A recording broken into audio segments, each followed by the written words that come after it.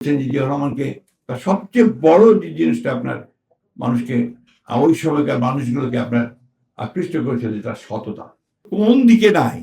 আপনার খেলাধুলা, নতুন কুড়ি, আপনার চলচ্চিত্র, তারপরে আপনার সঙ্গীত, এই যে আমাদের সৈয়দপুরের মেয়েটা কি নাম, রবিনা দিন, তাকে ছোট্ট বাচ্চা তখন একটা অনুষ্ঠানে গিয়ে তিনি গান শুনেছেন, বলছে এই মেয়েটাকে তুলে ভালো, ওটাকে ঢাকায় নিয়ে এসে ভালো করে দিয়ে ট্রেনিং দিয়ে তাকে ভালো সঙ্গীত শিল্পী করো।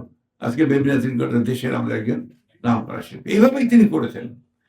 আপনার কৃষিতে আপনারা সবাই জানেন, শুধু খাল খনন না, আপনি এখন যে রিসার্চ ইনস্টিটিউটগুলো দেখবেন, rice research institute, agriculture research institute, sugar কেন ইনস্টিটিউট, প্রত্যেকে গিয়ে দেখবেন যে জিয়াউর রহমানের একটা ফলক লাগানো আছে।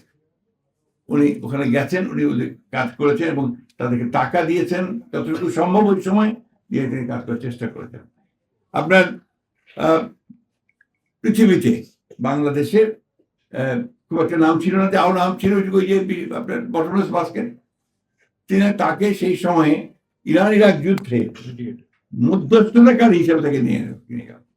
তিনি জাতিসংঘের নিরাপত্তা কাউন্সিলে জাপানের সঙ্গে প্রতিনিধিত্ব করে তিনি নিরাপত্তা কাউন্সিলের মেম্বার হলো বাংলাদেশ। This is Ziaur Rahman.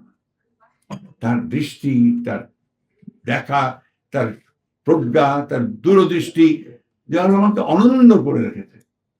আমার কাছে প্রতি মুহূর্তে মনে হয় যে এই মানুষটা যে আর 10 বছর বাঁচত, তাহলে হয়তো আমরা বাংলাদেশকে সঠিক ট্র্যাকের মধ্যে তুলতে পারতাম। এই যে আপনারা এখন এত রেমিটেন্সের কথা বলেন, ভুল স্ট্র্যাটেজি। জিয়াউর রহমান, আপনি গার্মেন্টসের কথা বলেন, কে শুরু করেছে? জিয়াউর রহমান।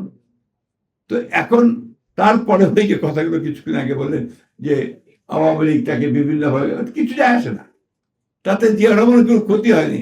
জিয়াউর রহমানই আছেন। এই প্রসঙ্গে আমার আপনার অ্যানাটমি অফ কিউবান রেভলিউশনের আপনার বই পড়ছিলাম ক্যাস্ট্রোর আপনার সম্পর্কে। তো ওইখানে আপনার ক্যাস্ট্রো একবার অ্যারেস্ট হয়ে গেল পাকিস্তানের বিরুদ্ধে যুদ্ধ করতে গিয়ে, and he was convicted for 14 years, 14 বছর জেল হলো। তো কাঠগড়ায় দাঁড়িয়ে ক্যাস্ট্রো বলছেন, condemn me, doesn't matter, history will absorb me, ইতিহাস আমাকে ধারণ করবে।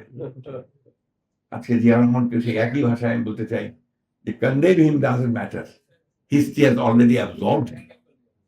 এই জিনিসটা মাথায় নিয়ে আমরা যদি সামনের দিকে এগোই, আমরা বলতে আমি বোঝাচ্ছি বাংলাদেশের দেশপ্রেমিক মানুষ, আমরা বলতে আমি বোঝাচ্ছি বিএনপি দেশপ্রেমিক নেতা কর্মী সবাইকে, যে আমরা জিয়াউর রহমানকে অনুসরণ করি।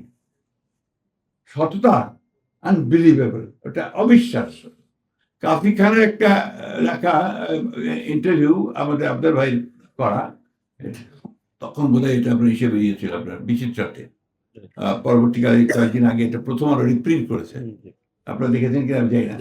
এই লেখাটা যদি আপনি পড়েন তাহলে দেখবেন কাফি খান তাকে কিভাবে মূল্যায়ন করছেন। He was the press secretary of president Ziaur Rahman.